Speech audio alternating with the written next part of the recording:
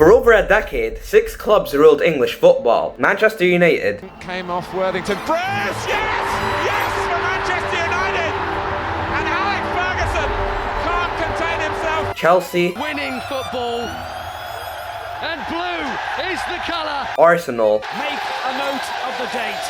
May the 15th, 2004. History has been made. Liverpool, Liverpool have their hands on the European Cup again, and this time it's for keeps. Manchester City, What 4 top-flight English titles in a row. City! and Tottenham Hotspur. Tottenham Hotspur are the UEFA Europa League winners! They were more than just the top clubs in the league. They were the Big Six. Massive fan bases, huge spending power, global brands, and almost guaranteed top 6 finishes each season. But today, that label doesn't hold the same weight, because while some of these giants are thriving, And the Club World Cup belongs to Chelsea Football Club. others are falling apart. I don't even know where to start. I don't see where Manchester United go from here. The idea of a Big Six didn't always exist. In the 90s, it was a one-club era. Manchester United dominated, led by Sir Alex Ferguson. They weren't just winning, they were building a dynasty. And then Arsenal rose. Under Arsene Wenger, they challenged United with flair and innovation. From 1996 to 2004, no one else won the league other than United and Arsenal.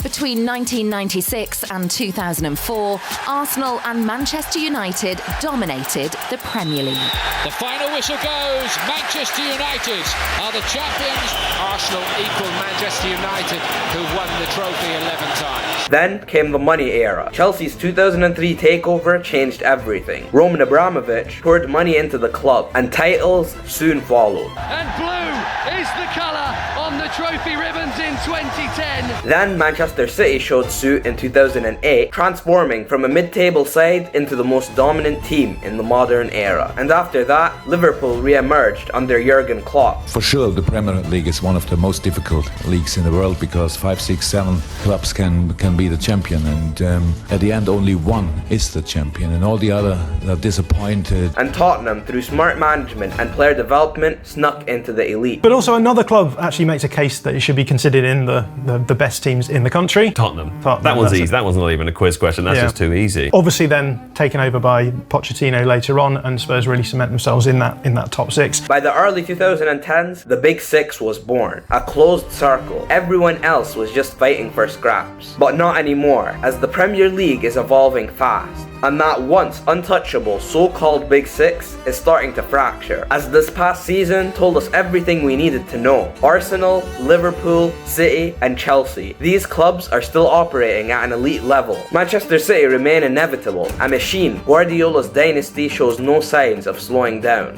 We go home and now time to rest, to refresh our minds, and we come back for the next season. Arsenal are back, young, hungry and consistently competing at the top. Last season you went injury to Rice or Saka or Saliba and their season's over. That would be a major loss for Arsenal this season, but if you had an injury to Declan Rice, you've got Zubamendi, Norgard, you've got players that can play in that position. Liverpool, despite Klopp's farewell, are still a force. A new era is beginning, but they're not going anywhere. And Chelsea, after years of chaos, finally look like they've turned a corner. Chelsea are back. Chelsea are back. Oh my goodness. Enzo Maresca has brought structure, and the squad is filled with young, hungry talent. I mean, look, the strength in depth and quality of player that Arsenal, Liverpool, Man City and Chelsea are bringing in is tiresome for everybody else. It's scary. Then there's Manchester United and Tottenham. Manchester United finished 15th last season. This football club, I'm being deadly serious with you. I said it and I'll say it again. It's a mid-table club at best. This year we've got away with it. And somehow still managed to lose the Europa League final to Tottenham. And Manchester United's night comes to a close. The full-time whistle goes. Manchester United have been beaten in Bilbao. So naturally, the squad needed a full-scale rebuild, but instead, they've barely touched it. Was it not Ruben Amorim who in March said this is the worst Manchester United Premier League side ever? And he's right. And some people in the media thought he was wrong to say that. I think it was brilliant that he said that because it was true. And here he is at the start of another Premier League season with that side. Like no one's gone. Yes, Matheus Cunha and Brian Mbeumo have both arrived. Great additions, sure. But United still desperately need a goalkeeper, a striker, a midfielder, and probably just another left winger for depth. And here's the catch. They reportedly have no money. Broke, strapped, poor, whatever you want to call it. United can't afford to fix all their problems.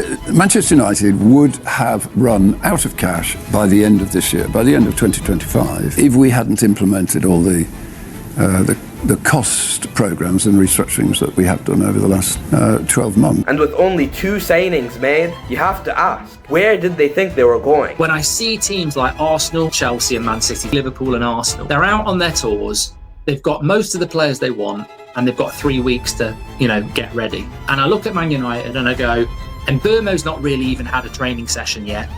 Cunha we've had from the start. We've still got loads of players that need to go, and we've not really brought in key players. Because mid-table kinda feels like their ceiling now. And for a club that relies heavily on European revenue, another year outside of Europe could be a financial disaster. Next year, if them championship clubs do anywhere near just a little bit better than what the teams that went out last year, I swear down we're in big trouble.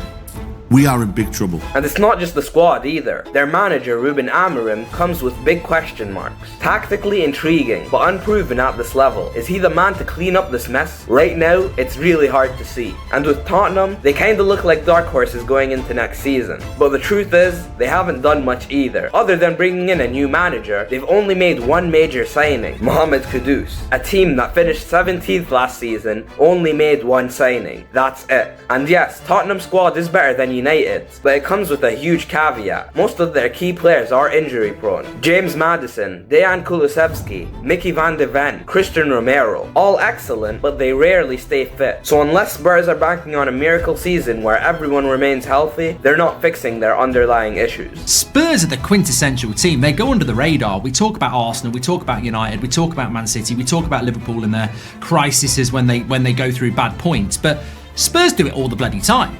I mean, if you look in the dictionary, I'm amazed there isn't a word called Spursy, which goes beyond football and basically means people who down tools and can't be arsed.